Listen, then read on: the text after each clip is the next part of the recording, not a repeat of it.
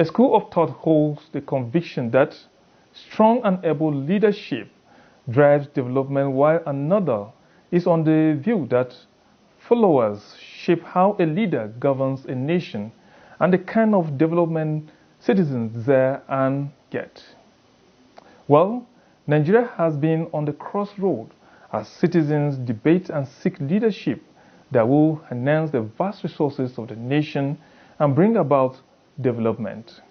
On the spot this week is someone specialized in humanity and will be taking us through the leadership system in Nigeria and impact on the development of the country. I am Joseph Oten.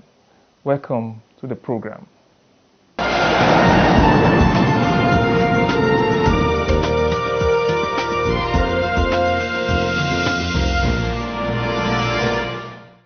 My guest is from Akwa Ibom State and holds a Bachelor of Arts degree in History and Master's degree in History and International Studies, both from University of Oyo. He is a Professor of History obtained from the University of Abuja, a full-time member of the academia in Nigeria who have served in several capacities, including being the former head of Department of History and Diplomatic Studies, University of Abuja. On the spot is someone who is currently doubling as the Director, Institute for Legislative Studies and the Abuja Leadership Center of the University of Abuja, Professor Philip Afaha. Welcome to On the Spot, Prof. Thank you very much. Okay, Prof, let me start with your profession. I have struggled to understand why a country will try to eliminate history from its curriculum. Maybe you are a prof and maybe you have a better understanding. Are you bothered by this? Yes, everyone should be bothered about the fact that at this stage in the 21st century, we are struggling to get our children to know their history. Thankfully to President Buhari, he actually endorsed that history should be taught again in our basic and the secondary school system. What is left now is for the states and the local governments, the stakeholders that are really in charge of the basic school systems, to make sure that that federal decision, that presidential decision is implemented to the letter. Yes, it should worry anybody that is a Nigerian that in our schools today, in the FCT and everywhere, that our kids are taught American and British history at the primary, at the kindergarten level, and they are not taught about their people. I think there is a light at the end of the tunnel. We have seen some states coming up. A state recently, about a couple of days ago, Lagos State, the governor of Lagos State asked that history should be taught compulsorily in schools in Lagos State. I think that is a pointer to what is to come. Other state governors, if not in this dispensation, in the next dispensation, are sure to toe the line, the example set by the governor of Lagos State. Okay, perhaps is it that there's no proper understanding of this subject? Yeah, there is proper understanding of the subject of history. The subject of history has never been a problem because we grow with our history. When we bury in our own climes, when we bury, we write biography of our grandparents. When we do festival, we do programs of events. So our people are aware of these issues. People are not scared of history. Everybody loves history. Every family writes history. But as a policy of government, a policy needs to do something to be able to harness these histories and not to just cut off our past from our present, because our future will ever remain insecure so long as we don't push history into the heads of the people following us behind. That is why we have been fighting at the level of Historical Society of Nigeria. They have been fighting strongly for the return of history, and they succeed. They credit to the Historical Society of Nigeria. And the current Minister of Education, the credit also goes to him, Adamu, because it is during his tenure as the Minister of Education that this was achieved. But we need to do a lot more, because even though history has been returned officially announced to be taught in schools, government is supposed to retrain teachers, government is supposed to sponsor the publication of books, government is supposed to procure reading materials and all those other things, which the government have not done. Of course, you know the normal government complacency on issues of education. So, but again, we keep praying and we keep pushing, hoping that in the nearest future, this thing will be a forgotten issue. Okay, let's go back to history and then come back and look at the present situation. When Nigeria got independent, the early the leadership then, governance was at the regional level. How has that affected administration today? How has that affected the polity of today? The kind of leadership system, or kind of politics that we are playing today, how has that affected? Yes, that brings us back to history. History has a very strong impact on human psychology. You notice that because the country started off through regional arrangement, and every time, even though we have had military rule, almost unbroken military rule, and now we have a presidential democracy, at any point in time, the government seemed to be wanting. The Nigerian people seem to be wanting. People still go back, say, oh, we did regionalism and it was good. You see, we are Africans. The white people don't do things the way we do. They do things as a result of intense planning, intense visibility. The idea of regional government was the best option for a heterogeneous society like Nigeria. But unfortunately, because of the phenomenon of military rule, things could be thrown away, thrown overboard without deep thinking. That idea of regional government was actually what was the best for Nigeria because of our nature, because of our complexities, because of our peculiarities. But it was thrown overboard, just like the history we're talking about. We started off learning history in primary and secondary schools. Along the line, it was yanked off the curriculum. Because in those days, during the military, anybody who is the military head of state or a military governor can wake up and do things the way he likes without giving it deep thinking. And it's still affecting us. I think it's something that everybody should be concerned about. Okay, a lot of people have argued that leadership has been a problem for Nigeria. It has been a development in this country. Do you agree with this conviction? Yes, not only for Nigeria. I think leadership has been a problem for the black man. The black race actually has a problem of leadership, not Nigeria alone. I don't want to agree that it is in our DNA, the DNA of the black man, not to be able to lead. But leadership, Nigeria being the largest black country, the most populated black country in the world, I think Nigeria becomes a horrible, not example, a horrible warning. Because the whole world expected Nigeria to get it right, so as to allow these other smaller African countries to follow along. But Nigeria hasn't gotten it right from day one. Leadership is a problem of Nigeria. Anybody who says otherwise, of course, is trying to play politics with issues. The real issue is that leadership is the problem of Nigeria. Since 1960 till today, leadership is Nigeria's major problem, and it needs to be taken care of. It needs to be operated upon with the best surgical hands that is available, because we cannot afford to continue to be dropping in the dark. Leadership is our main problem. If we get leadership right, every other thing could be taken care of. But there are other people who equally argue that the kind of leadership that you get, and the kind of development you get is a result of the followership, the kind of pressure that's coming from the followership. Yes. the kind of demands that are coming from the I followership. understand. Whoever is trying to blame the followership on the problem as a reason for leadership is adopting the escapist approach to looking at issues. The fish gets spoiled from the head. I'm from the Niger Delta. I'm from the riverine. You know, you get the fish from the water. If you can take care of the head of the fish, if you can put more salt in the head region, you can actually keep that fish without drying it on the fire or taking care of it. It will not have maggots. But the fish gets spoiled from the head. Whoever is blaming the followership is actually trying to be funny with the truth. The truth is that the followership is not the problem.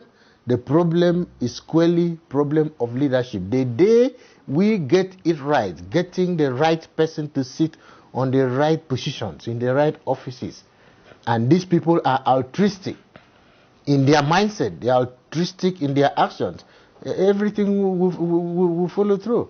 It's not. It's like maybe you have children in your own family and you start smoking cigarette when they are in the primary schools. By the time your children, if they are boys, are in their secondary school, they will start tasting cigarettes. It is a very simple matter. But if you, as the father, was never found to be smoking cigarette in a family setting, your children are likely not to be smokers. So please leave the followership alone. It is the leadership that is our problem, and we must all scream to get it right. The more we keep blaming it on the followership, the more people dodge under this blame of the followership to continue to perpetrate what should not be perpetrated. Okay, let's look at the structure of the country. There's a lot of debate about this devolution of power from the federal to the state, and the call for the federal government to relinquish some resources to the state government. Is this the way out? Is it the way to development, or what's your take on that? Yes, before people started calling for devolution of powers, before people started calling for restructuring, it means there is a problem. It couldn't have been this strident if there were no problems in the system. There are problems in the current presidential democracy we are running in Nigeria. There are problems with the current federalism we are running in Nigeria. The current federalism doesn't allow for certain things to happen as it should be. So people started asking for devolution of power. Whoever is against devolution of power doesn't mean well for Nigeria. Power must be devolved. More Nigerians are living at the state and at the local government level, especially at the local government level. So if you don't agree for the devolution of power, it means there is something really wrong, negative about your way of thinking. So power must be devolved, even in a private organization. You delegate powers. You push certain functions of NTA to the branches.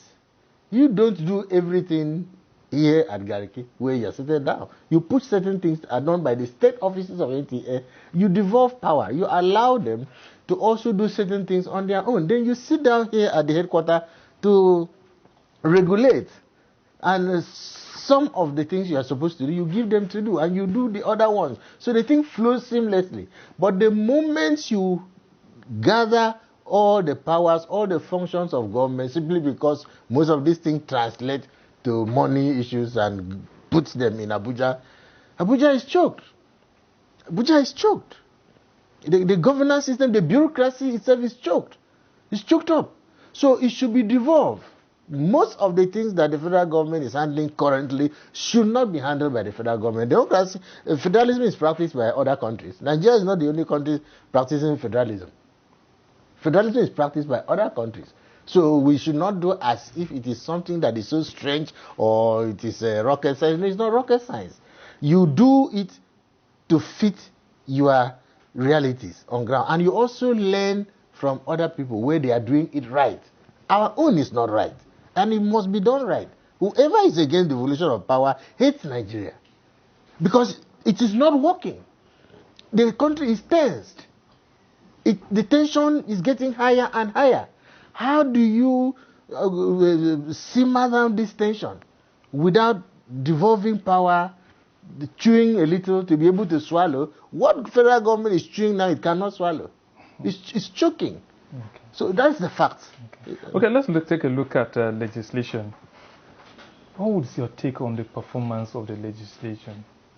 Legislators, are they really representing the people, and are they actually living up to their responsibility?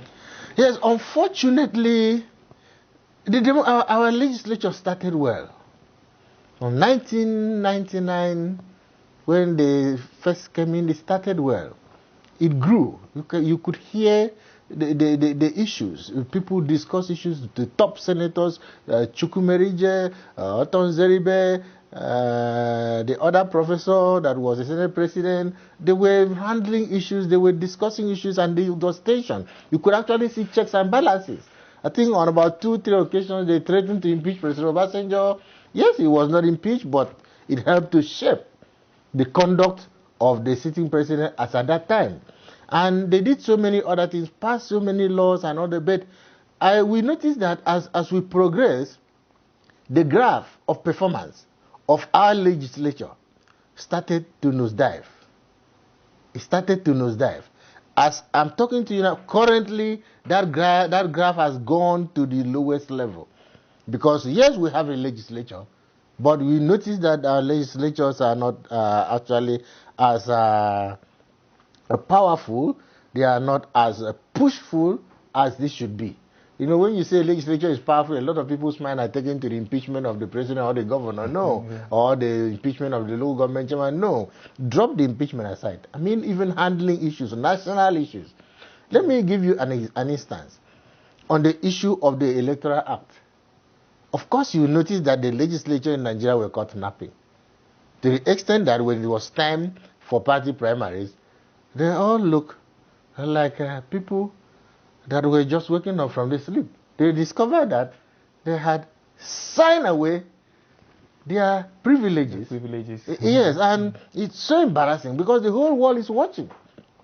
This idea of governors after their tenure going to the National Assembly, which I've heard people describe it as a retirement place for the governors. Yes. How is this affecting the performance of the It's really affecting the performance because it is a retirement mess. You know, in the military, you notice that in the military, when people after a hard day's work, the soldiers will retire to a place they call mess, where they actually sit down there for pepper soup and other frivolities. I think especially the Senate has become another mess for politicians, this time not for the soldiers, where whoever has become the governor will now, after 8 years, will now go and sit down in the Senate doing absolutely nothing and not even attending the sessions. We have started a program with one of the groups that is going to actually take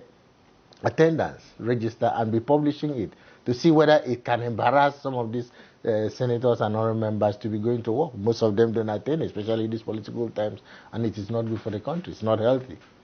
We have been discussing leadership and the impact it has on development. Perhaps those aspiring for leadership need a lot of training. You are from the Abuja Leadership Center of the University of Abuja, and you are the director there.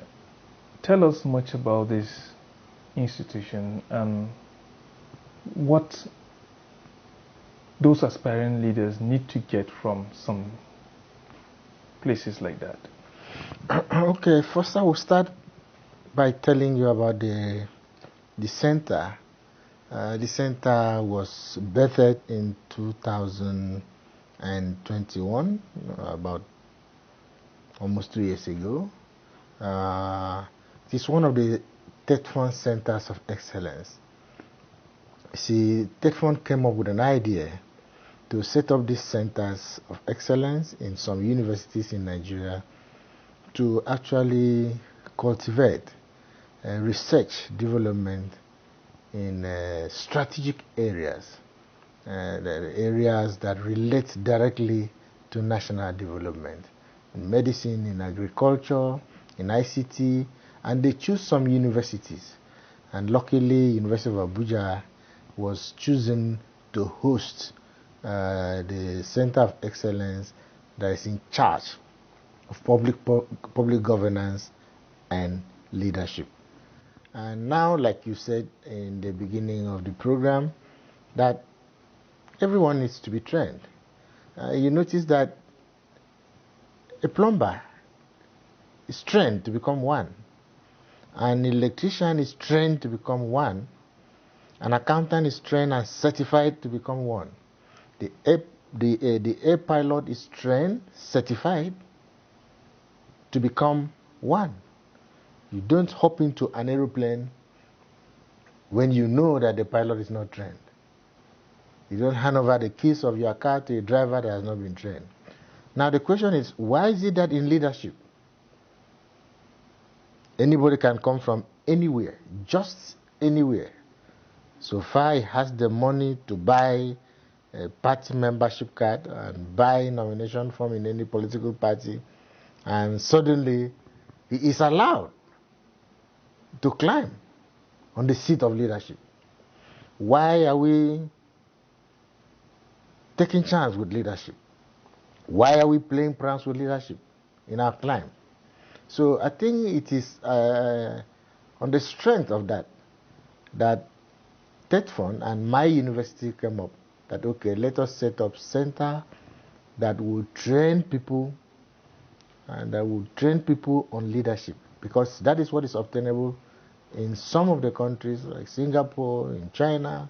There are some countries that you can't climb to the position of leadership if you were not really trained for that purposes. And if you check, even in the Western world, in the UK and in the US, you always hear that their presidents always come from the Ivy League university. I'm sure you've been hearing of that. Yeah. It may not appear deliberate, but there is a connection. So what are the subjects of focus of this institution? Yes, again, going back to history, you notice that in the ancient Greek, in the Western tradition, before, when you are a prince, you'll be taught classic, history, philosophy, things of that nature, and maybe law. Now that is how they groomed their leaders. So when you are a prince in a particular palace, the teachers will come in to teach you one of those things until when you grow up, it means you can become a king, maybe when your father passes on. What we are doing in the university, in the Abuja Leadership Center, is actually to pick certain strands from different fields of knowledge, what we feel can constitute a curriculum that can inform leadership. For instance, we teach people citizenship and statesmanship in Abuja Leadership Center. We also teach people public order and security management. In the same class, we teach people national history and nation building. And in the same class, we teach people organizational management. It is a cornucopia of this that will produce the leader, the kind of leader we want. We are not training people just in one line. Oh, this man is a political scientist. He's going to become a leader because he knows something about politics. No. Yes, we teach you an aspect of political science. We teach you an aspect of sociology of leadership. We teach you about aspect from history. We teach you about minority, managing diversity, like in our country. We teach you about gender, appreciating gender, and we teach all those things. It's a hodgepodge of all these things that makes up the curriculum. So by the time you graduate from Abuja Leadership Center, you are a complete leader that will see things from different perspectives. You are not seeing things from your professional prism. Maybe you were a soldier, you met a governor, you think that the state that you are governing is another barrack. No. So we teach people all these things so that by the time people come out, they have they know a little of every other thing, and they know the leadership import of this little of every other thing, and that is what will make them good leaders. Professor Philip Afaha, Director, Institute for Legislative Studies and the Abuja Leadership Center of the University of Abuja. Thank you for shedding light on leadership issues in Nigeria. Thank you for having me. I am Joseph Oten. Bye-bye.